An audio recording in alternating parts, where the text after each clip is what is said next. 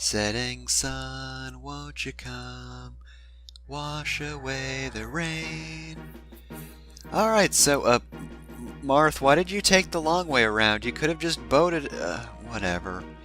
Alright, so, we're going to Graw. And that dude up there should look pretty familiar, if you remember that Geel exists. So, Geel was he should have been a major character in Shadow Dragon, but then the game decided not to give Marth any, unique quotes against Geel. Geel barely has any dialogue. He doesn't really interact with the rest of the villains ever. He just kills Marth's dad in the backstory, and then after a while you go to Graw and you kill him, and it's fairly underwhelming. Turns out, though, he had a daughter named Shima, and she's been doing pretty well at the whole ruling Graw thing. But then, oh whoops, Arcania betrayed them, and now they're in a bit of a tight spot. Oh, and in case I don't mention in the episode, there was actually a mention of Shima in the original Mystery of the Emblem. It was removed for Shadow Dragon for some reason, but Geel's death quote was like Shima. He mentioned her in it. Alright, anyway though, here's the part where Jagan's going to insult us. Alright, Jagan, what is it this time? Which stat isn't good enough for you? Oh, it's defense. Okay. Yep, defense could use some work. Whatever, I get it. Yep, defense sucks. Oh, go fuck yourself, Jagan. These might be new recruits and they're level 1, but I don't know. Their low attack power might actually hurt you. Fuck you, Jagan. Friendship ended with Jagan. Now Katarina's my best friend. Oh yeah, how is everyone?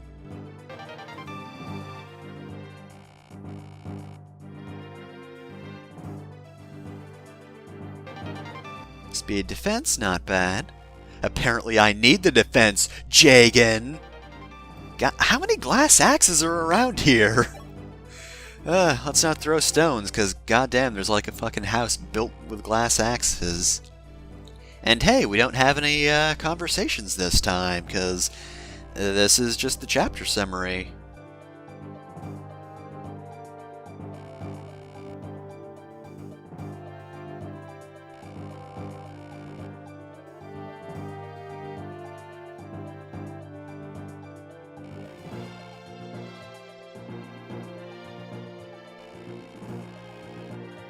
I mean, technically speaking, it'd probably be really easy to go past them, but hey, we do need to fill up a chapter, don't we? Alright, so, as we've heard, Graw has some new recruits. You can probably spot which ones those are, right? I mean, to be fair, the camera's going pretty fast, but there are a whole lot of level 1 unpromoted units around here. They will not attack you. They won't even attempt it. So basically, if you kill them, that's bad. Don't do that. Of course, Arcania won't give you the same courtesy. They will absolutely attack you. Yeah, pretty much. So, don't attack Graw soldiers. Don't worry, even on higher difficulties, they won't attack you. In fact, that would make this impossible, actually, because they would basically just throw themselves at somebody who would kill them with ease, and then they would be pasted on the ground. Hey, look at that, it's Samson! So that's where that guy went to. He's the other person you could have recruited from the one Altian village back in Shadow Dragon. I didn't, because, as I've said many a time before, Aaron seems like he'd be the most canon choice just because it makes sense for him to, you know, use that opportunity to get back into the Altian army, you know, fight during the War of Shadows to regain his position. Meanwhile, Samson's a mercenary, and he seems to have found his way to Graw, and he's having a nice enough time here. He seems like he likes Shima enough, considering he's, you know, here, when Shima's pretty sure she's going to die.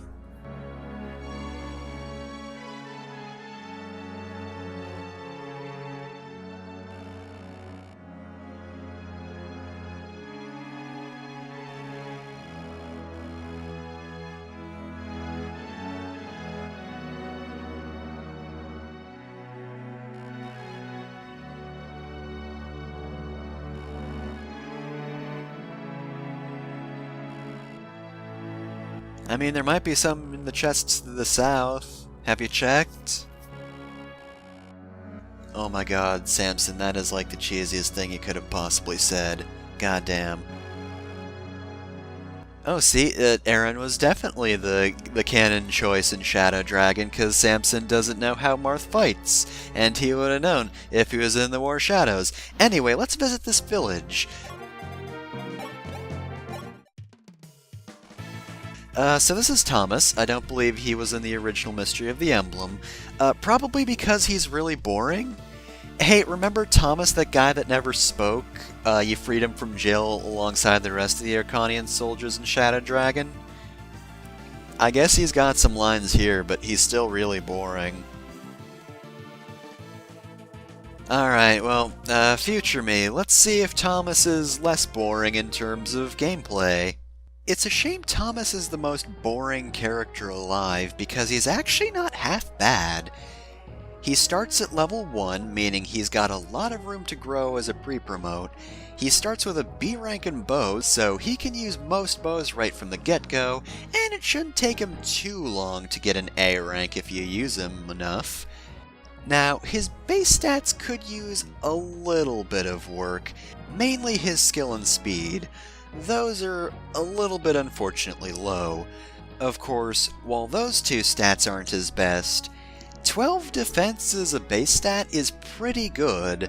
It's not going to grow that much because of his low defense growth rate, but coupled along with his really good HP, it means he can take quite a bit of damage, so whether it's from enemies approaching him, or if he's just getting counterattacked, he can take a hit. As for the rest of his growth rates, he certainly doesn't have quite the same skill as Ryan. However, his stats are relatively balanced, and not in a way he's necessarily a coin flip character. Of course, 65 strength and 50 luck is veering towards that. However, 65 is also better than Ryan's strength growth rate, and I think you know by now, Ryan's strength is really good. As for luck, that's super middle of the road, but honestly, thanks to the rest of his growth rates, it's not a huge deal. 50% is still good enough. Thomas is probably going to turn out well. Again, he's got a lot of room to grow, and his stats are pretty solid. But goddamn, he's so boring.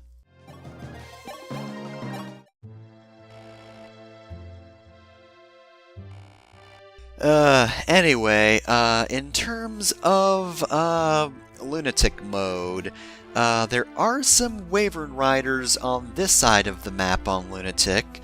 There are 3 here, just like there are 3 on the left side, so Marth can't access the village quite as easily, and quite frankly, I don't like Thomas's chances of succeeding.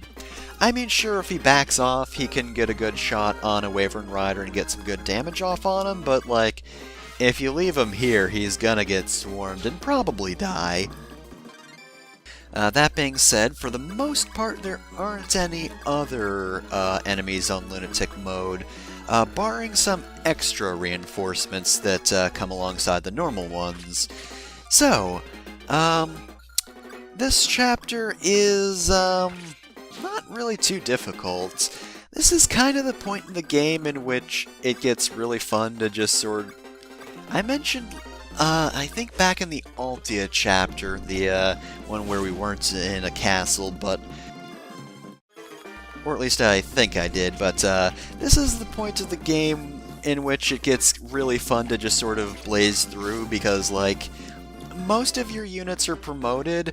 Therefore, unless you're on a harder difficulty, it's actually not too difficult. This chapter itself I don't think I had any difficulty with, even on my original run, whereas I had difficulty on some of the other ones, but yeah, this one isn't too bad. I don't think the original version of this chapter in Shadow Dragon was that bad either. That one had, I think, a few Ballistae, some Pegasus Knight reinforcements. I believe this is where Paula and Katria joined you originally. That being said, though, I can't really say there's all that much interesting here in terms of strategy. It's all fairly straightforward. The reinforcements don't add too much other than just preventing you from immediately going to the village, which, I mean, I guess it means you can't go to the other village that quickly either, which... And I mean, I guess Marth kinda needs to go there? Not really. You can just have a group go that way and guard the village without, taking it. So, it's not really much of a big deal. And the gimmick itself isn't one that's particularly interesting. It's basically just, hey, here's some units you can't attack unless you're a dick. So, unless you didn't pay attention to any of that, there's no real extra difficulty here. I mean, I guess you could play this like, a game with moral choices. Hey, do you want to do the good thing? Or do you just want to be a dick for no reason and murder people? 'Cause you could do that if you want. We gave you the option. There's no real huge difference, but, I mean, you could if you want.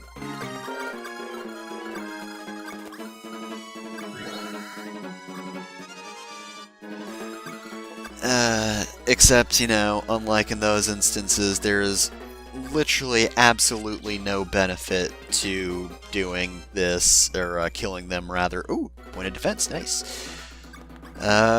Because, alright, cards on the table, you get Shima and Samson if you don't kill any of the Graw soldiers. If you kill even one of them, Shima's not going to like you. So, don't do that. You don't get any replacement units if you kill helpless soldiers, and then... Why didn't that guy... Okay, whatever. He's just going to stand by Ogma and immediately die horribly. I mean, to be fair, he got a decent shot off. 9 damage isn't horrible. I mean, Ogma's got a lot of health, but it could be less damage.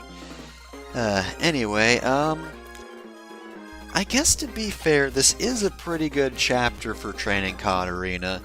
Not to say she needs that much training, because she does start off pretty decently, but give her the Star Sphere and just have her start attacking dudes, and she should be fine. She should get a good amount of experience, and if you're like me and you give her Shaver, then that means you can take care of a lot of the reinforcements that come your way. Not too many armor knights in this chapter, though. No generals to kill, really.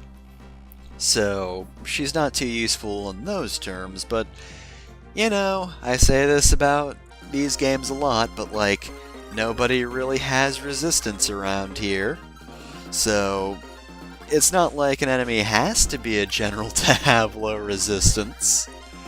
That comes with the other Fire Emblem games. Here it's just like, are you a mage? No? Okay, well, somebody is going to roast a marshmallow in front of you, and you're going to die. Oh no, oh, an axe fighter, oh dear, oh, thank goodness Cecil crit him. I don't know what I'd do otherwise. Anyway, this is why, Iote's shield is really good. Because I didn't kill that guy, but I don't need to be concerned about it. He's just going to do normal damage to Seda, which I guess isn't terrible damage considering her defense. Please, ma'am, we're not here to kill or pillage. God, why do I have to keep saying that's like every village? Ma'am, please, I'm not here to sow destruction and reap pennies from the corpses of the working class. I want an item. Okay, wow. She did a pretty big 180 there. She went from, oh my god, I'm going to die, and my family's treasure is going to be stolen, to, hey, you can have this robe, wink. I guess that's kind of character development. Marth really wants to get along with Graw again. Remember there was that one part in Shadow Dragon where a very young Marth wanted revenge on Gra, and then that plot point disappeared after the tutorial was over? I too remember the days of Shadow Dragon squandering some potentially interesting story. I mentioned this at the start of the game, of course, but like, Marth has a lot of potential. Like, I like him, don't get me wrong. He's a good person, but in terms of Kind Lords, he's probably one of the weaker ones, just because, while he himself could do pretty well, he's kinda static. I feel like, I mean, I guess to be fair, a lot of the Kind Lords are, but at the same time, they go through a lot of sort of internal struggles, and they're not necessarily static, but it's not like they lose themselves. I don't want to spoil too much about Blazing Blade, but Eliwood, I think, is like the best Kind Lord. He has a really good, like I said, he's got a good internal struggle, and I feel that, well, he's obviously a good person throughout the entirety of the game. He develops really well, and he's a good person. I swear there's more to say about Eliwood when you're actually talking about the story itself, but I don't want to just talk openly about Fire Emblem games that... I don't want to talk about other Fire Emblem games within this one. I was gonna say I shouldn't talk about the ones I haven't LP'd, but in general, that's bad practice even if I have LP'd them. You know, just in case for some reason somebody hasn't watched them or played them themselves, but at the same time, I did LP Fire Emblem 7. Wasn't good, but I did it. One day I'll redo that LP and it's gonna be way better because it's not going to be my second LP. God, why did I play that game as my second LP? Anyway, enough about that. Yeah, Eliwood, really good. Play Fire Emblem 7. He's good. Fire Emblem 7 was like, hey, you know how, other lords are usually imperfect in some way? You know, either the characters themselves tend to be a bit meh, or like their plot fails them somehow. Yeah, that doesn't happen here. Our lords are good, and oh yeah, that was a plural lord. There's 3 of them, and they're all the best ones. Whoops, all good lords. Anyway, don't step into Samson's range. He's very aggro. He will attack you the moment you enter his range. This makes this pretty tricky, though, because if you step right into his range, he's gonna block off that choke point. I guess to be fair, maybe they coded it so, like, he doesn't actually attack you until you enter the room? I've never actually tried that myself, because I don't want to screw myself over. I mean, I guess to be fair, the save point is right there. I could experiment if I wanted to. I just don't want to, and please, Rise, hold your bloodlust. Don't kill that poor defenseless man. He's done nothing. Alright, so, oh, there are the reinforcements. Okay, so, the reinforcements that would arrive in Lunatic actually come from the top. You might have noticed earlier that there were reinforcements that arrived midway through the battle. They came from the right side. There would be an extra 2 spawning from the bottom of the map at that point. I just felt I'd make note of that.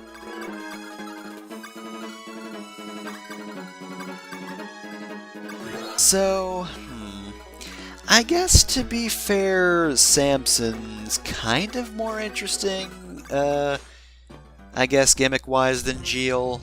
Geel didn't really have a gimmick, he was just a boss on the throne, whereas you kinda have to be wary about Samson.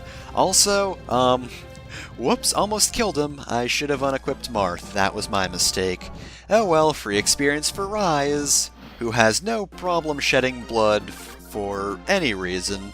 I had to keep him from killing that poor defenseless soldier. So clearly, Rise is in the mood to do some murder. So I just want to take care of this group before I get around to Shima, because that's going to be the end of the chapter, and man, Board, your speed's bad. Your speed is so bad. I mean, I guess if 15 speed isn't that bad, but like, Draco Knights aren't the fastest. You should be able to outspeed those guys, or at the very least not get doubled by them, my dude. Alright, oh, we don't get that hammer, that's a shame. Anyway, let's talk to Shima.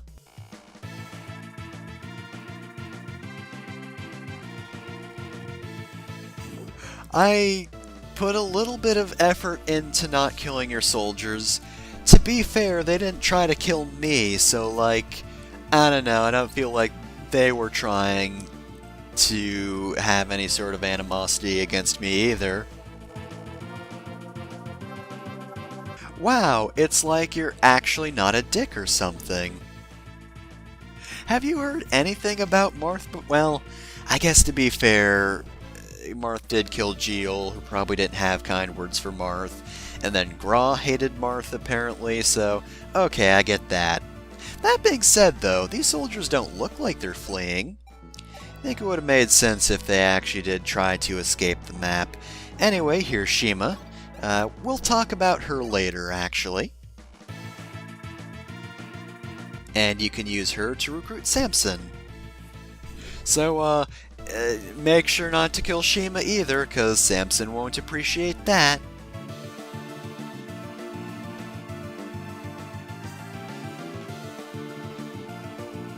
I mean, if you say so, we don't know Shima at all, so I'll just assume that's not like her.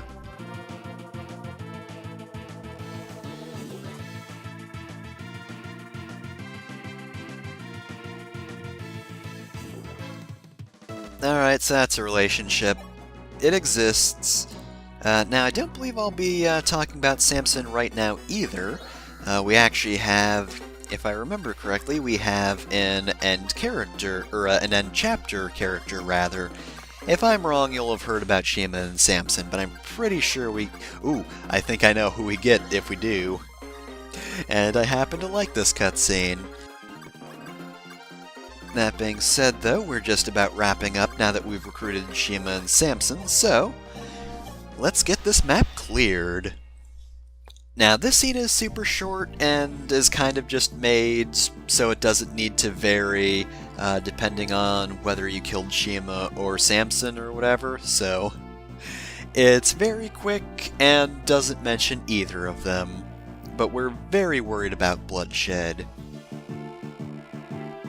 You're right, that highway does lead through the danger zone. I'd like to avoid that.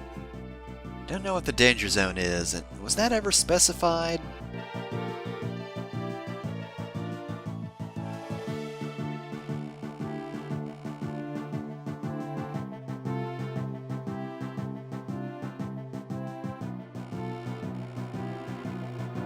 Meaning we could take a quick stop to Norda. My favorite place on this planet. Woo.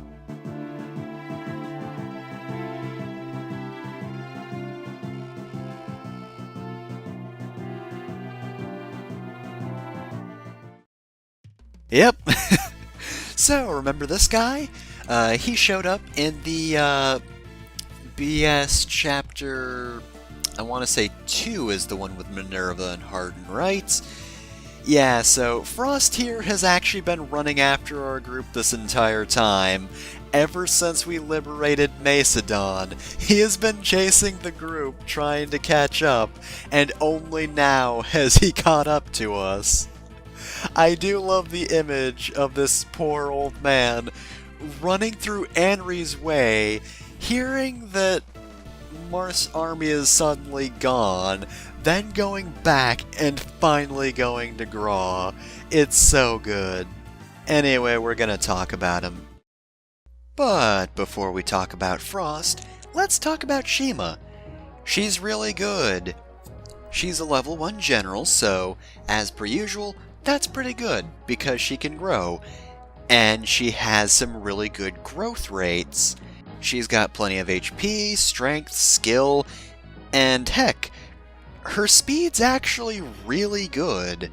Of course, her defense and resistance might be a little lower from what you might want from a knight, but as per usual, I will make the suggestion that if you want defense from a knight, Horus is still your best option, because he's still got that 100% HP and 70% defense growth rate with some really good base stats. But anyway, let's not talk about other characters too much, though I would like to segue into Shima's base stats. It is probably her weakest point. While she does have a good speed growth rate for a knight, her base stat is a little bit unfortunate. An aided in speed means she's definitely going to be getting doubled for a very long time, especially if you don't get lucky. Now, if RNG is kind to you, you might be able to at least get her to the point where she won't get doubled.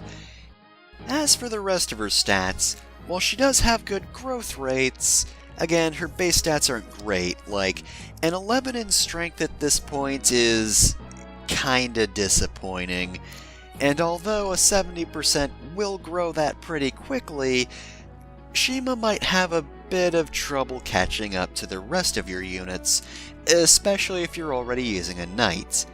That being said though, she's got an A in lances and a B in bows. That's really good for both of those. She has plenty of weapon variety. Give her the Star Sphere if you can spare it. It's not going to do amazing things for her because her base stats are that bad, but it'll give her a leg up and it'll help her start training right. Oh my god, Samson. Oh dear. So, after Thomas is surprisingly good and Shima is fittingly good, we have Samson. He's pretty lackluster. Unlike the other two we've covered thus far, he starts at level 5, which still leaves him a bit of room to grow, but is clearly not as good for pre-promoted units. His base stats are okay, and it's a good thing he starts so speedy because he's definitely not going to be growing in terms of speed. Overall, his growth rates are really lackluster. He's got good HP, and that's good, but, like, his best stat is luck. The rest of it's all kinda mediocre. 50% strength is really not ideal for him if he doesn't really have anything else to cover that up. His only other real advantage is the fact that he's gotta be in axes, which, considering promotions don't branch in this game, you can only get a hero from a mercenary. Therefore, most heroes by this point are always going to be way better with swords and not too good with axes. Samson's the other way around. He's pretty good with axes, really disappointingly shitty with swords. Honestly, I don't know how he has that D rank. It should be at least a C, but whatever. Sure, you don't bring much to the table, Samson. I mean, at least Aaron has the excuse that he's sick, but you've got nothing. You just kinda suck. Frost is an old man in Arcania. Did you expect something good? His growth rates are very middle of the road, which, to be fair, is better than some of the other old men we have in the army. But still, they're not really that good. They're not going to help you pull up his low base stats, and he doesn't really have anything remarkable about him. His weapon ranks are kind of bad as well. A C in stabs is far worse than any other healer's staff rank will be at this point if you've been using them, and a D rank in tomes is only slightly better than any other promoted healer, if you haven't actually started using tomes with them by now. If you have, they probably outclass Frost, so the moral of this story is, use a different healer. Unless they're all dead, there's no reason to use Frost, really. Healers are crucial, and I have no doubt that unless you're playing a challenge run, you've got a better one already.